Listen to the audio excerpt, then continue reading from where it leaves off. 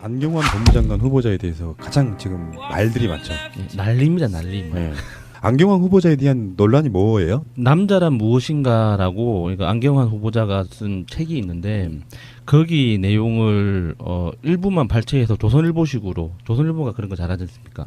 그 전체 맥락에서 이렇게 몇 개 그 한 줄만 딱 끄집어내 가지고 그 사람 원래 뜻이 이런 거다라고 이제 확대 해석하는 그런 방향으로 해서 성매매를 뭐 긍정적으로 평가한다 뭐 이런 또 악의적인 보도도 있고요. 그러니까 남자를 너무 뭐 심하게 뭐 비하한다, 뭐 남성 늑차별 뭐 이렇게 가고 있는 사람이다, 뭐 이런 비난들도 있고. 근데 이 책을 천천히 보면 굉장히 이 좀 비유적인 표현들이 많아서 어떤 뭐든지 어떤 한 글자만 가지고 와도 오해할 만한 게 너무 많더라고요. 그러니까 예를 들면 남자란 무엇인가에 나오는 276쪽에 이런 표현이 나옵니다.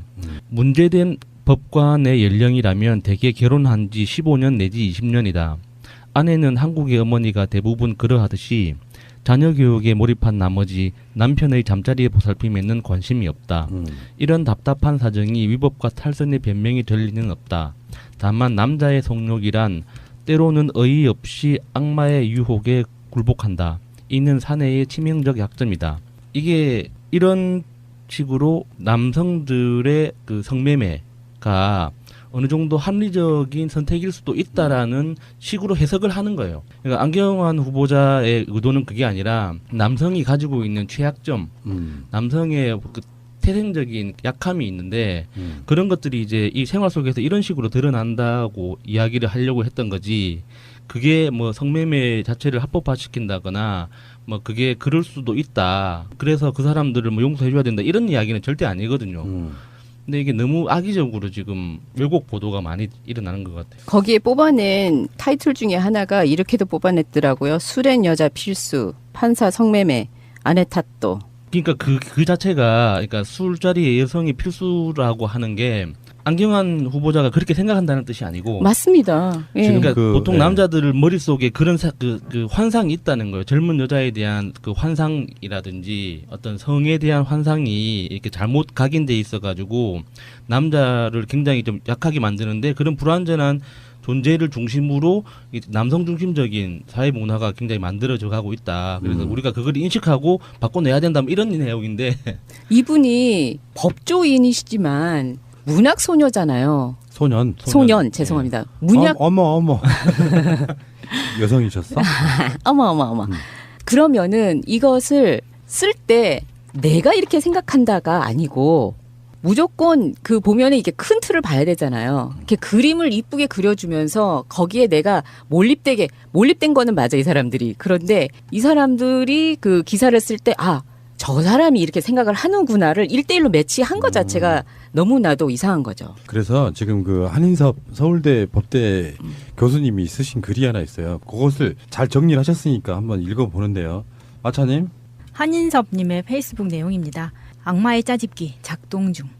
안경환 교수님이 법무부 장관 후보자가 되어 인사청문회를 준비하고 있습니다. 물론 다양한 공격거리가 던져질 터인데 첫 공격이 뜻밖에도 안 교수의 왜곡된 여성관이라는 게 놀랍네요. 선생의 책 중에서 일부를 악의적으로 발췌해서 책 내용이 문제가 될 소지가 있다라고 교묘히 흠집을 내놓았는데 한번 봅시다. 1. TV조선 왈. 지난해 중년의 부장판사가 성매매하다 적발된 사건을 놓고는 위법의 변명이 될 수 없다라고 전제하면서도 문제된 법관 연령이라면 아내는 자녀 교육에 몰입해 남편 잠자리에 보살핌엔 관심이 없었다며 배우자의 책임을 거론했습니다. 이게 TV조선의 말이고. 네. 그래서 1-2를 쓰셨는데요. 실제 내용은 안경환에 져서 남자란 무엇인가에 나오네요. 다음과 같이요. 276쪽에 방금 야수님께서 말씀하셨던 그 부분이에요. 문제된 법관의 연령이라면 대개 결혼한 지 15년 내지 20년이다. 아내는 한국의 어머니가 대부분 그러하듯이 자녀 교육에 몰입한 나머지 남편의 잠자리 보살핌에는 관심이 없다. 이런 답답한 사정이 위법과 탈선의 변명이 될 리는 없다. 다만 남자의 성욕이란 때로는 어이없이 악마의 유혹에 굴복한다. 이는 사내의 치명적 약점이다. 이 부분에 대해서 한인섭 님이 문제 현상을 탈선한 남자 입장에서, 사회적 입장에서, 평가적 입장에서 여러 각도로 묘사하고 있습니다. 한마디로 남자라는 인간의 치명적 약점을 꼬집고 있습니다. 그런데 이를 배우자에게 책임을 거론한 것으로 왜곡 평가하여 마치 안 교수가 탈선은 아내 책임으로 몰아간 듯이 왜곡하고 있네요. 그렇게 해석하는 거야 기자의 자유지만 정치적 공격을 위해 그렇게 왜곡하는 건 비난받아 마땅하지요. 비난받아야죠. 네. 두 번째, 성매매에 대해 논란되는 부분도 있다고 합니다. TV조선에서 이렇게 말합니다. 젊은 여성의 몸에는 생명의 샘이 솟는다 라면서 여성을 원하는 게 사내의 염원이어서 성매매는 근절하기 어렵다고도 썼습니다. 라고 브리핑을 했어요. 이에 대해서 한임섭 교수는 실제 내용은 역시 남자란 무엇인가의 한 부분입니다. 인간의 몸이 재화로 거래된 역사는 길다. 노예제도가 대표적 사례다. 젊은 여성의 몸에는 생명의 샘이 솟는다. 그 샘물에 몸을 담아 거듭 탄생하고자 하는 것이 사내의 염원이다. 이 부분이 120쪽에 나옵니다. 어떤가요? 인간 몸을 재화로 삼는 노예제도의 맥락에서 이해해야 한다고 쓴 앞문장은 기자의 눈에 보이지도 않는 모양이지요. 성매매를 예찬했다는 다른 언론 기사도 있네요. 그 책의 다음 부분을 읽어보시죠. 자본주의 체제 아래서는 성도 상품이다. 성노동이 상품으로 시장에 투입되면 언제나 사는 쪽이 주도하게 되고 착취가 일어난다. 사회적 관점에서 볼 때 성매매는 노동자의 절대 다수인 여성을 차별하고 착취하는 악의 제도로 머무를 수밖에 없다. 그런 의미에서 성매매는 마지막까지 살아남을 남성 지배 체제라고나 할까? 이 부분이 113쪽에 나옵니다. 분명히 성매매는 차별, 착취의 악의 제도라 쓰고 남성 지배 체제의 폐단으로 쓰고 있습니다. 그런데 기자는 안경환 교수가 성매매를 정당화하는 것처럼 은근슬쩍 쓰고 있습니다. 세 번째, 가히 악마적 발췌 편집입니다. 다른 언론에서 유사 기사가 막 퍼지고 있더군요. 이 남자란 무엇인가 책은 아주 복합적입니다.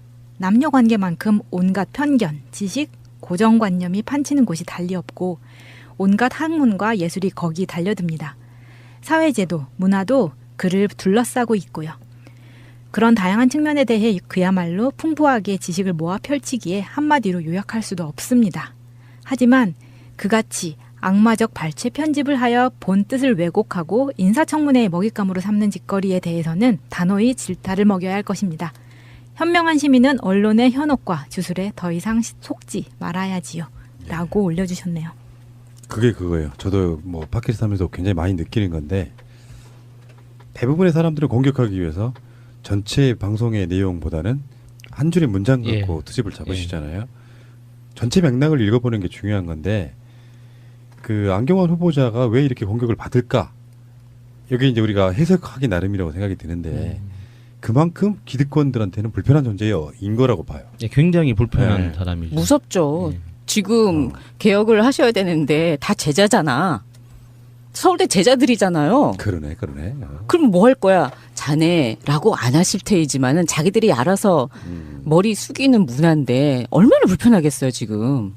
그렇다고 해가지고 너무나도 치명적인 잘못을 했다고 지금 내세워야 되는데 내세울 게 없잖아. 근데 조선일보가 작년에 이 책이 나왔을 때는 엄청 또 칭찬을 했어요. 완전 흑평을 썼어요. 눈물도 흘려서는 안 돼. 비장한 말에 짓눌린 남자들이라고 헤드라인을 뽑으면서 이 책이 남자를 굉장히 대변을 잘했다. 이 칭찬을 한 페이지 가득 쓴 또 이런 기록이 나왔어요. 방송은 오늘은 뭐 도정환, 김영춘, 김부겸, 김현미 이런 분들의 슈퍼 수요일이라고 부르죠. 수요일 날 청문회하고요. 그 얘기는 따로 다루도록 하겠습니다만 앞으로 이제 계속 장관 후보자들이 올라오고 이제 청문회를 하게 되는데 지금 딱 특히 자유한국당은 그 중에 한 명은 꼭 떨어뜨릴 거야 하는 그 결의에 불타 있는 상태라서 계속 지금 타겟팅을 하고 있는데요. 지금 안경환 후보자 같은 경우는 우리나라에서 현재 개혁 대상이라고 볼 수 있는 여러 가지 것들 중에 가장 탑에 서 있는 검찰 개혁의 당사자이기 때문에 기득권들이 쉽게 놔줄 리는 없는 것이고요. 책을 썼는데 책의 내용을 가지고 이렇게 공격하는 건 난 이렇게 보거든요. 솔직히. 뭐 이게 말고 탁현민 뭐 그 부분도 지금 요즘에 그게 회자되고 있는데 난 이렇게 봐요. 그 사람이 그 역할에 맞느냐가 일단 중요하고요. 일을 잘할 수 있는 사람이냐가 중요하고 두 번째 여성관이라든지 이런 거는 나는 그게 사실 솔직히 말씀드리면 특별하게 뭔가를 혐오하거나 비하하거나 이런 기본적인 마인드 갖고 있는 사람이라면 모르겠지만 책의 이 모든 표현들을 문제 삼아가지고 방송도 해보면 그런 게 있거든요. 나는 전혀 여성 비하의 목적이 없는데 그 많은 수백 개의 방송들 중에서 여성의 비하적인 아주 관습적인 표현을 하나 썼다고 해서 이 사람이 여성 비하 있는 것처럼 부적격 이렇게 이야기하는 그런 느낌들 제가 많이 받아보는 입장에서는 디테일 갖고 사요. 안경환 후보자는 자기 책을 몇 권 쓰셨는지 모르겠지만 그 표현 기억도 안 나실 거예요. 그렇죠. 그 시점에 있어서의 자기의 생각들이었기 때문에 저는 그렇게 보는데. 그리고 문학적인 표현은요. 그만큼은 좀 이해를 해야 돼요. 그 문학적인 표현하고 관습적인 거는 또 별개로 봐야 되고 관습적인 표현 자체를 하는 것 말을 하는 것조차도 인지가 안 되는 게 문제라는 게 비난을 받는 게 있어서 그건 정말 별개라고 생각합니다. 그것은. 그리고 이분이 굉장히 존경받는 법학 교수이자 인권위원장이었기도 맞습니다. 하고 여성 그 인권 그 여성 평등 문제에 대해서 이제 기여한 바가 많아서 여성 단체에서 상도 수상하셨던 분이에요. 그러니까 절대 무슨 뭐 여성을 비하한다거나 뭐 역으로 뭐 남성을 뭐 격하시킨다거나 이런 의도가 있는 게 아니고 우리 현실을 그대로 바라보면 있는 그대로 뜯어보면 너무 남성 중심적으로 우리 사회가 만들어져 있다.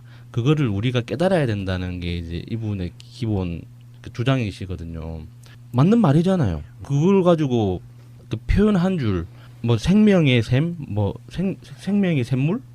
예, 뭐 그거 자체가 그 사람의 생각 자체인 것처럼 몰고 가는 거는 너무 비겁합니다. 아무도 안 도와줬을 때 피우진 지금 보훈처장님을 위해서 헌법재판소에 하고 거기에 그 대변을 해주신 분입니다.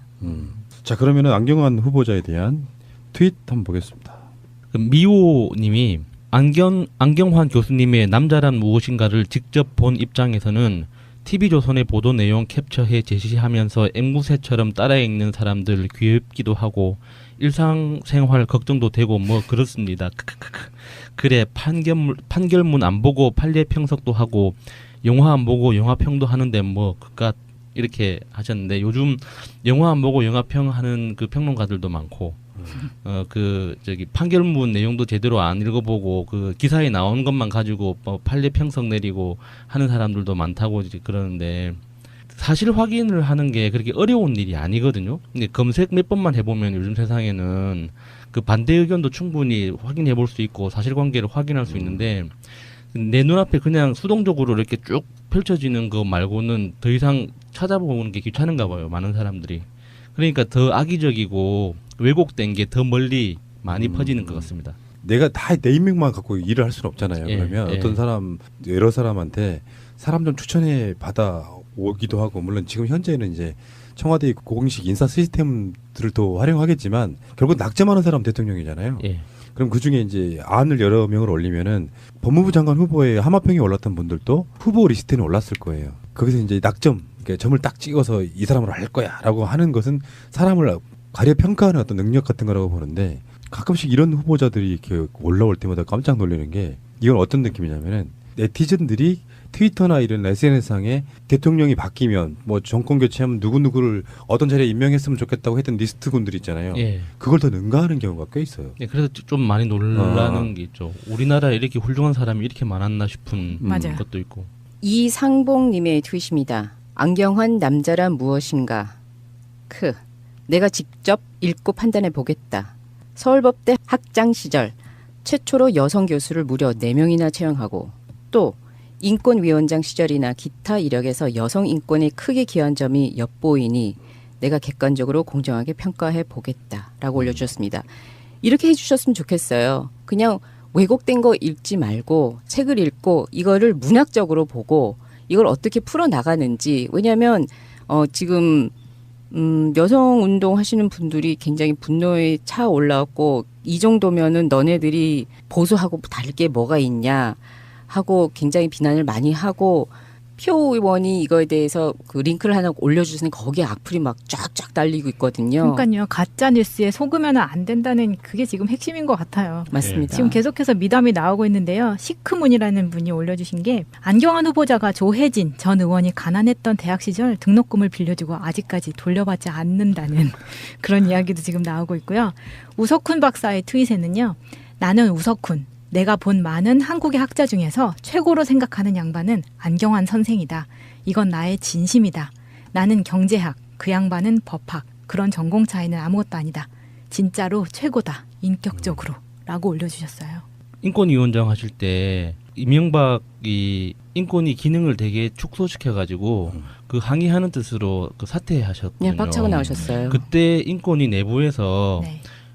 안경환 위원장님을 붙잡기 위해서 거의 농성 비슷한 수준으로 붙잡았었어요. 많이 우시는 분도 많았고 내부적으로 그 다음 위원장을 못 오도록 하려고 많이 노력했었어요. 예, 안경환 제자들이 먼저 이야기. 아니 뭐 그 저 같은 경우는 안경환 교수님한테 강의를 들었거든요. 예. 그때만 해도 정말 젊은 교수님이었죠. 그래서 이제 그렇죠. 우리가 교수님들 다 어려워할 때 젊은 분이 오셔가지고 제가 기억나는 게 그때 참 엄혹한 시절이었고 학생들도 힘들었는데 강의 몇 년도에 끝나면 그게? 87년도인가 8년도에 이제 강의 들었을 겁니다. 전두환 대통령 시절이나 혹은 전두환 대통령 시절이. 예. 그러니까 맞아요, 전두환 87년도 때예요. 전두환 때 노태우 때 그랬는데 예. 하여튼 나가서 이제 그 애들 저희들한테 이제 그 소주도 한 잔씩 사주시고 오호. 그 이제 그 생맥주 마시면서 상에 올라가서 춤 추시고 그러셨어요. 예. 근데 춤을 정말 못 추시거든요. 그런 거 잘 못 하시는 분이세요. 근데 저분이 왜 저럴까 하다가 그래도 이제 애들한테 좀 편해지려고. 탈권이. 예, 저희 입장에서는 이 교수님들이 되게 어려운데 예. 그렇게 아주 이렇게 그때만 해도 제자와 스승과의 관계가 엄격한 건데 그래서 편하게 얘기할 수 있는 분위기 만들어 주시고 인품이 훌륭하신 분입니다. 예. 최 변호사님. 저는 심지어 2학년 때부터 제 지도 교수님이었어요. 오. 안경환 교수님이 그때 오셨는데 주로 공부 잘하는 사람 지도 교수 하나요? 아니 그냥 랜덤으로 배정하는 거예요. 처음 오셨는데 우리 진짜 금요일이 추억하는 것처럼 그 법대 교수님들이 특히 또 좀 이렇게 권위 의식이 있는 분들이 많았거든요. 대한민국 최고의 대학의 최고의 과인데.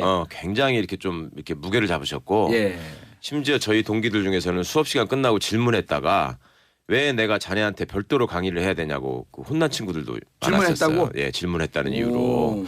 그런데 이분은 오셔가지고 굉장히 말랑말랑한 용어를 쓰시고 교수님인데 그래서 야 미국 물을 먹으면 사람이 저렇게 부드러워지는데 그때 미국 유학 다녀오신 분이 또 안경환 교수만 계신 건 아니었거든. 예. 다른 분들도 있었는데 유독 하여튼 좀 이렇게 부드럽고 잘해주고 그 다음에 또 그 무슨 스승의 날 이럴 때 이제 되게 그 인사드리러 갔더니 사모님이 지나치게 또 젊으시고 아하. 그래서 이제 14살 차이죠. 여러 가지로 또 재밌었죠 아주. 오.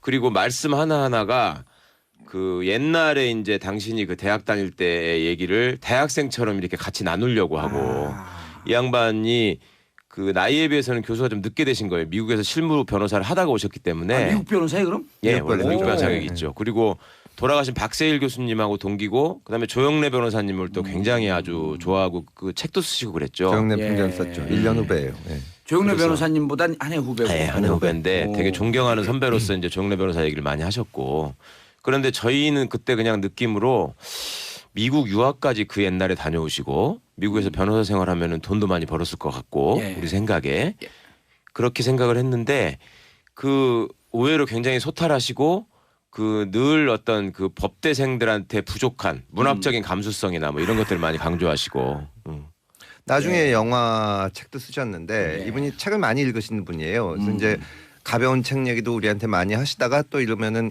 내가 그래도 학교 다닐 때 칸트도 읽었다 막 이런 얘기를 하면은 이제 기가 죽죠. 저희는 칸트를 안 읽으셨죠? 저는 징역에서 읽었어요. 아 예. 하여튼 모든 철학책은 다 징역에서 읽었어요. 뭐 영화- 맹자를 칸트가 쓴 거예요? 거짓말하고 있어. 표지만 받겠죠. 이 양반들이 하여튼 책도 많이 예, 읽으시고 그러니까 오늘 세 분의 교양 변호사들이 공부하시는 머리가 분. 좋아서 그런지 3,000% 참 잘 빠지시네. 그 안경환 그 법무부 장관 내정자는 예. 아마 법과 문학을 접목시킨 최초에 최초에 어. 최초뿐만 아니라 현재까지도 유일한 것 같아요. 우리 청취자분들이 이런 거 알아야 돼요. 이게 법과 문학 아니, 특히 유일하진 않아요. 우리 금태섭 의원도 조예가 깊은 사람이에요. 전 법과 문학과 문학. 법을 또 접목시킨. 책이 문학과 여러 법과 권이더라고. 정치까지. 예. 법과 문학, 법과 예. 영화, 법과 섹스피어 예. 그 근데 연결시켜서 이 변호사님 이쪽으로 좀 오세요. 가까이. 보는 라디오 최 변호사도. 그 저기 보는 분들 답답해 얼굴이 안 보이니까. 예. 제가 저 새정치위원회 위원장 하실 때 예. 저는 나이가 사실은 지금 만 69세잖아요. 예. 66학번 정도 66학번이세요. 66학번 정도 되는데 이야기를 하면 한번 서너 살 많은 그 형님 정도의 느낌이더라고요. 그러니까 맞아요. 젊게 사시죠. 주로 이렇게 우리랑 소통을 잘 하고 예. 그런데 결정을 하면 하여튼 집행력은 굉장히 있으시죠. 안경환 법무장관 후보자에 대해서 가장 지금 말들이 많죠. 예, 난리입니다, 난리. 네. 안경환 후보자에 대한 논란이 뭐예요? 남자란 무엇인가라고 그러니까 안경환 후보자가 쓴 책이 있는데 거기 내용을 일부만 발췌해서 조선일보식으로 조선일보가 그런 거 잘하지 않습니까? 그 전체 맥락에서 이렇게 몇 개 그 한 줄만 딱 끄집어내 가지고 그 사람 원래 뜻이 이런 거다라고 이제 확대 해석하는 그런 방향으로 해서 성매매를 뭐 긍정적으로 평가한다 뭐 이런 또 악의적인 보도도 있고요. 그러니까 남자를 너무 뭐 심하게 뭐 비하한다, 뭐 남성 늑차별 뭐 이렇게 가고 있는 사람이다, 뭐 이런 비난들도 있고. 근데 이 책을 천천히 보면 굉장히 이 좀 비유적인 표현들이 많아서 뭐든지 어떤 한 글자만 가지고 와도 오해할 만한 게 너무 많더라고요.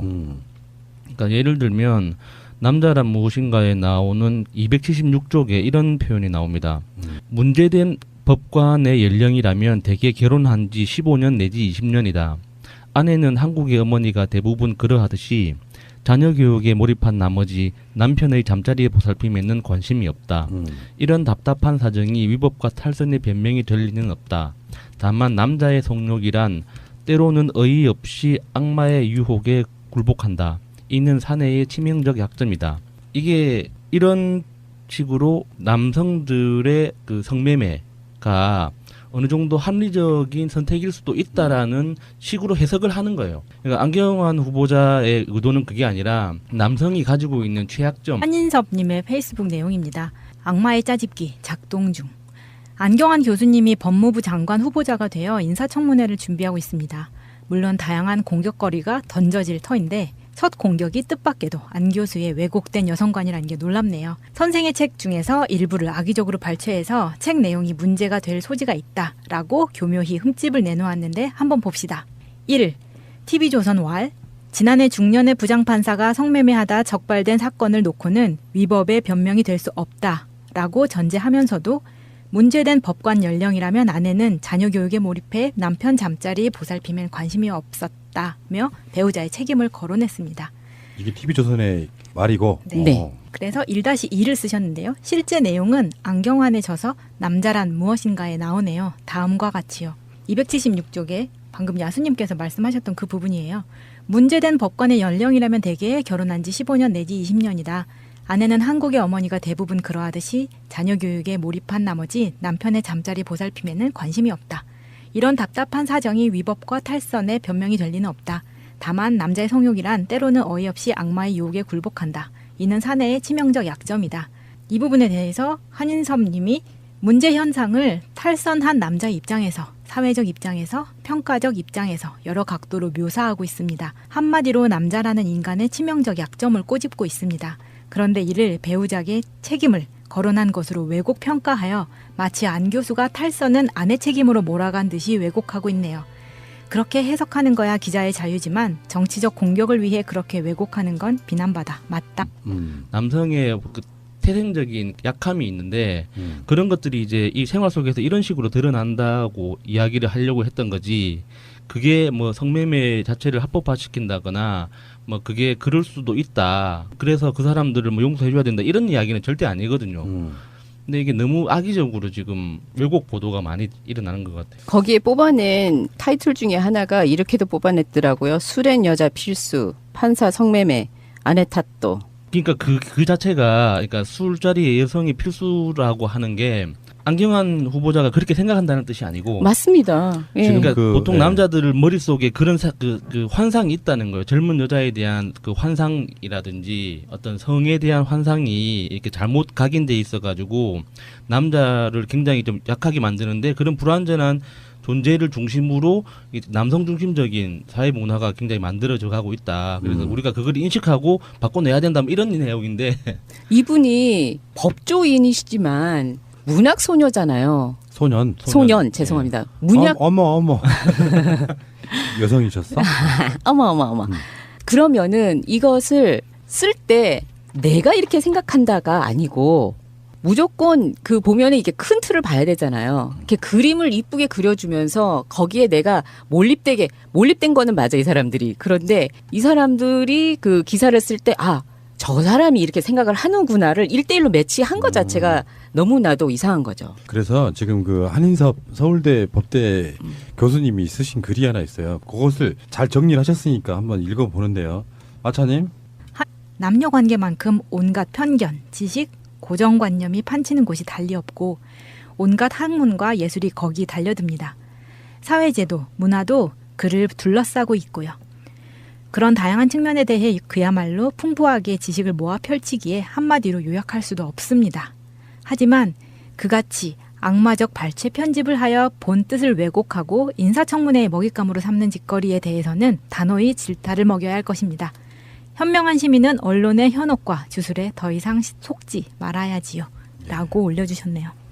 그게 그거예요. 저도 뭐 팟캐스트 하면서 굉장히 많이 느끼는 건데 대부분의 사람들을 공격하기 위해서 전체 방송의 내용보다는 한 줄의 문장 갖고 트집을 잡으시잖아요. 전체 맥락을 읽어보는 게 중요한 건데 그 안경환 후보자가 왜 이렇게 공격을 받을까? 여기 이제 우리가 해석하기 나름이라고 생각이 드는데 그만큼 기득권들한테는 불편한 존재인 거라고 봐요. 굉장히 불편한 사람이죠. 무섭죠. 지금 개혁을 하셔야 되는데 다 제자잖아. 서울대 제자들이잖아요. 그러네.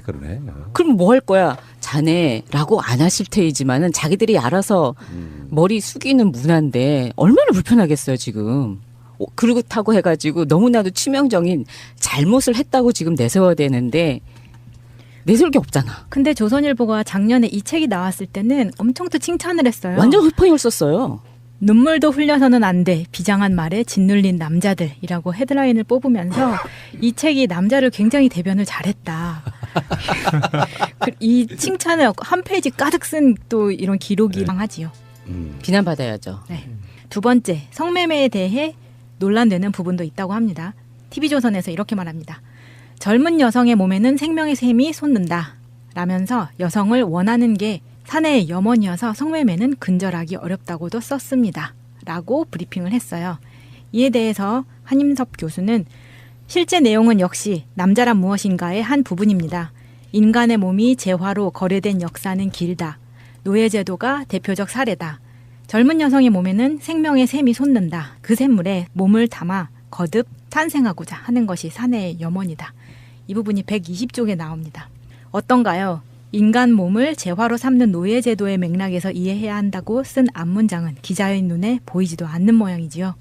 성매매를 예찬했다는 다른 언론 기사도 있네요. 그 책의 다음 부분을 읽어보시죠. 자본주의 체제 아래서는 성도 상품이다. 성노동이 상품으로 시장에 투입되면 언제나 사는 쪽이 주도하게 되고 착취가 일어난다. 사회적 관점에서 볼 때 성매매는 노동자의 절대 다수인 여성을 차별하고 착취하는 악의 제도로 머무를 수밖에 없다. 그런 의미에서 성매매는 마지막까지 살아남을 남성 지배 체제라고나 할까? 이 부분이 113쪽에 나옵니다. 분명히 성매매는 차별, 착취의 악의 제도라 쓰고 남성 지배 체제의 폐단으로 쓰고 있습니다. 그런데 기자는 안경환 교수가 성매매를 정당화하는 것처럼 은근슬쩍 쓰고 있습니다. 세 번째, 가히 악마적 발췌 편집입니다. 다른 언론에서 유사 기사가 막 퍼지고 있더군요. 이 남자란 무엇인가 책은 아주 복합적입니다.